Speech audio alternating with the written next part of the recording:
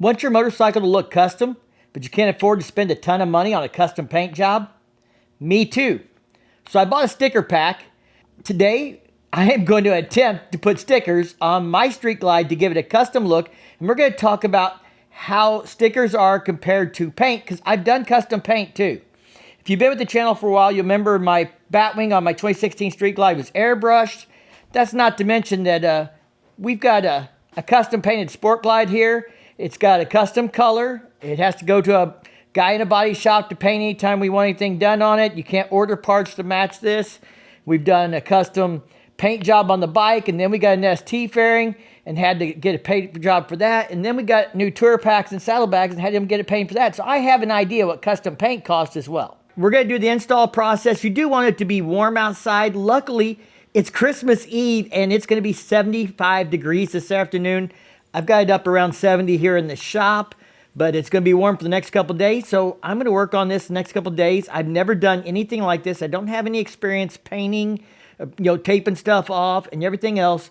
So I might screw this up. You might be able to do a better job than me, but I'm going to tell you how it goes for me. We're going to do the install and we're going to talk about the final results and how that compares to custom paint and the cost compared to custom paint. Now, this sticker design was custom made for me, and the company has some pre-designed patterns you can choose from, or you can work with them and have a custom design created. They'll give you a couple of times to revise it, send you proofs, go through that whole process, and then they'll print out your stickers. This is a special edition. Again, they're made in Thailand. So they sent me a little sticker pack as well with their custom stickers on there.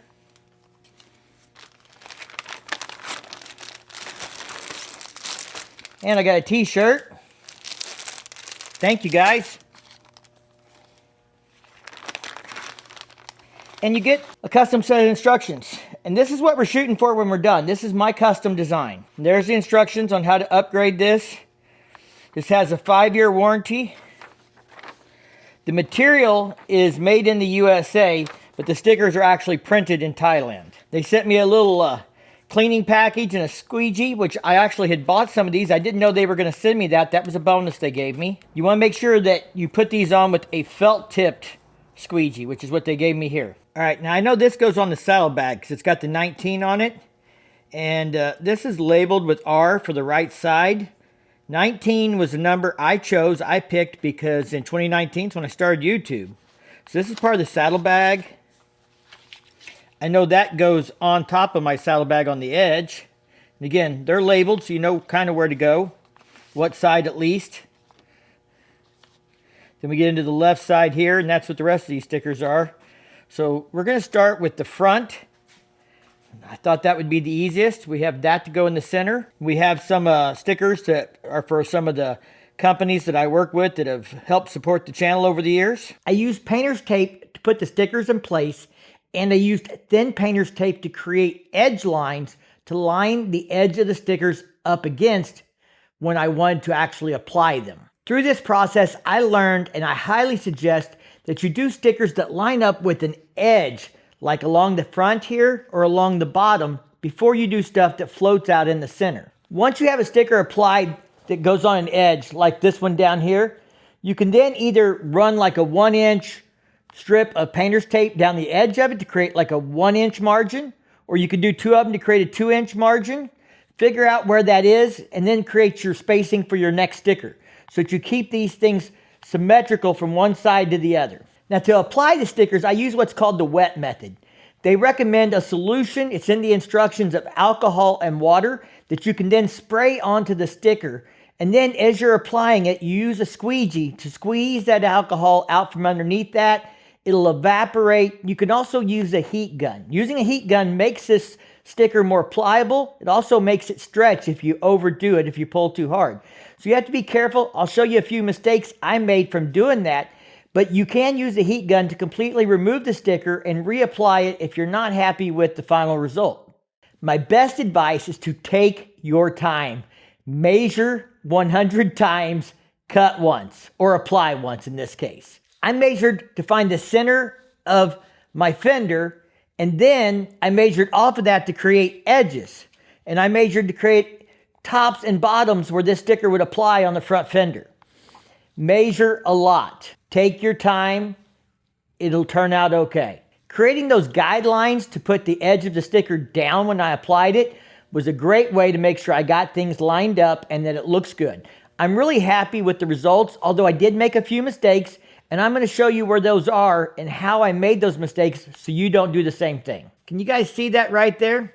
So there's a little notch in this because this is a curved surface and you have to fold this down, and I actually cut it up just a hair and I've got a little bit of a cut line in it, but it doesn't look terrible and you're going to have to look pretty close to see that. But those are the kinds of mistakes I made. Also, I'll show you another one. Now, the line between the graphics there look pretty good. There's a little bit of a stretch there where they're not quite even, but it's not bad. And with this bar in here, you don't even notice it half the time. Now, on the other side, I got that gap a little wider in the middle, and it almost comes and touches up there at the top. And down here, because I stretched this to go over the curve of the bag, I brought it a little too far forward, and it kind of lines up with the inner sticker instead of the outer sticker out here. So I'd like that point to have lined up more with this one. Chances are you would never see those mistakes if I didn't point them out, but I know they're there. So those are the things you have to watch out for when you're applying this. Don't apply too much heat and then go to pulling on the sticker because that will stretch it. All right, so it's all applied. Let's talk about the difference between this and custom paint and the advantages and disadvantages, including the cost. So the custom painted Sport Glide, we have over $1,500 in having that painted, and that's a buddy price. We have a friend who works at a body shop that let him paint it there. We paid very minimal for labor and mainly for the materials. So that's probably more like a $2,000 or $3,000 paint job at minimum for a solid color with no details or graphics, no pinstriping, no nothing else. We may do some pinstriping in the future, but right now, for just a solid color, we have $1,500 in that bike. I have $500 in this sticker set. Now, if you're creating a forever bike, then custom paint is a great way to go. Paint lasts forever, and it looks great. And it looks better than this sticker kit, honestly. But it costs more. And there's a disadvantage to paint. If it's not a forever bike and you're going to trade it in, well, you may lose money at the dealership when you go trade in if they don't think it's a paint job that other people are going to want. Obviously, other people aren't going to want stickers on their bike that say riding in the Ozarks. The advantage to this is I can peel all this off when it's time to trade the bike in, and we just have a white Onyx Pearl 24 Street Glide again. It's not customized with all these stickers and things. This is a 3M adhesive decal with a 5-year warranty. Honestly, I'm not anticipating keeping this bike over 5 years. Now again, custom paint does look better. One of the big things I can say here is almost all of this sticker has a white trim. I think it would have been better if the sticker ended with the black or the purple color and they didn't put a white border around the sticker, because that's where you can really see the difference in the white versus the white Onyx Pearl. Now, I did glossy, and going down the highway, nobody's ever going to see it. But up close or at a bike show, they definitely will. Now, this isn't a forever bike for me. I figure every couple years, I'm likely to trade up to a new model that I can review, that I can customize, that I can share that experience with you on YouTube. I have other bikes that I'm never going to get rid of.